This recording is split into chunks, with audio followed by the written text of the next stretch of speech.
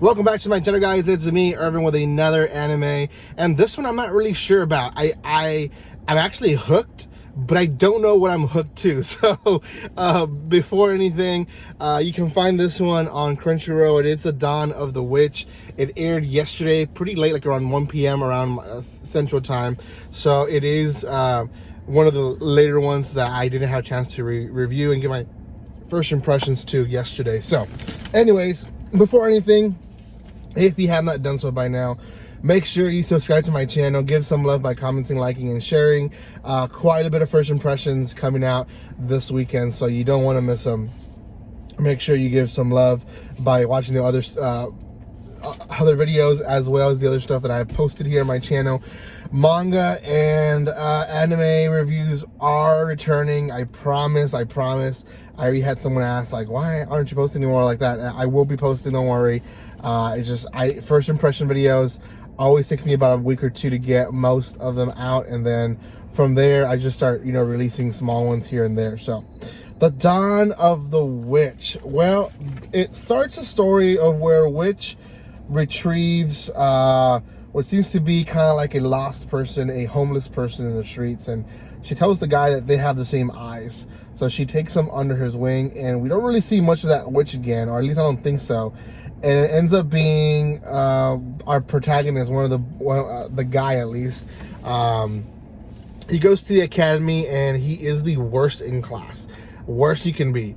And the anime starts with him being called to the principal's office, essentially, to the main mage, and she has a mission from him. And before entering to the office, he bumps into another witch, which I believe this is the witch they're talking about, or it could be him, I don't know. But this girl essentially is a very powerful witch, and she wants to become powerful as well. Now, we do get a little background story about a war that happened 10 years ago, and essentially where they live, it's peaceful.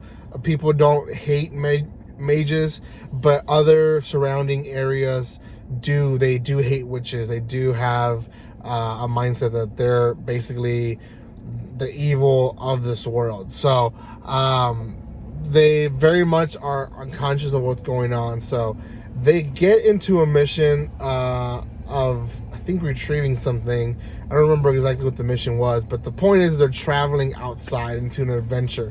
So the witch kind of offers herself to be the guide to this student, and they end up also adding a second student who is a fourth-year student, best student of the year. And then they're going to be guided by a beast man who I think is also a student. And two other students end up tagging along because they need to go to the city as well for other purposes. So, big group. A lot of them basically insult the guy because he's weak. For the exception of the fourth year, she is very nice to him and says, you know what? You are capable of something.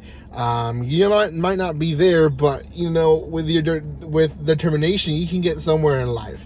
Now, obviously, you can tell he doesn't have much determination, but he explains eventually in the episode why. And essentially is not so much that he doesn't have a lot of magic, is that when he uses it, he cannot control it. And that's very dangerous because it could basically cause a chaos, and people can die, or he can hurt someone by accident without him wanting to do it. So there's a lot of maybes that could happen without the control of his magic. So for the right reasons, he doesn't really try to exceed too much of what he shouldn't do.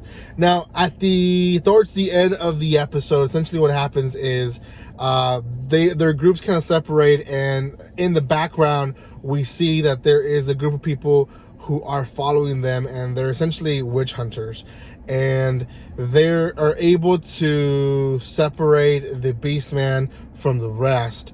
And the Beastman tells the group that essentially, he's with the two guys that he's traveling with. He tells the people that are chasing them that they're not witches, and they're able to escape. Now, these students are jerks because they go and they don't even try their best to say the true story. The witch who is with them, the young witch, she's actually able to detect the truth out of them, and she decides to take it on her mission to go save the student, right? She's the more expert of them all, so she decides to do that. Tells the fourth year student and the guy to stay behind, and they obviously don't follow the rules. Eventually, once she's gone, they decide to go after her and basically fight for the Beastman. The Beastman, who also is a jerk, to be honest, but no one deserves to die, right? So that in a nutshell is the anime. It was very high paced, and I enjoyed that, but also I wasn't really sure who's the main character, what's going to happen really, and what's going to be on beyond this episode. So definitely one that I'll be watching. I'm not going to drop this one anytime soon, but for now I'm going to give it a 7 out of 10 because it has the potential to do better, but it also has the potential to be something not as great as the first episode. So 7 out of 10 I think is what it deserves. For now, let me know. Maybe you understood more than I did from the first episode, or you haven't watched it. Come back when you have, and let's talk about it in the comment section below. Thank you guys for watching this video again. If you have not done so, make sure you subscribe. I am planning to do a giveaway this month, so make sure you are subscribed and give some love to the video by commenting, liking, and sharing. See you guys, and like always, don't be strangers. See you guys.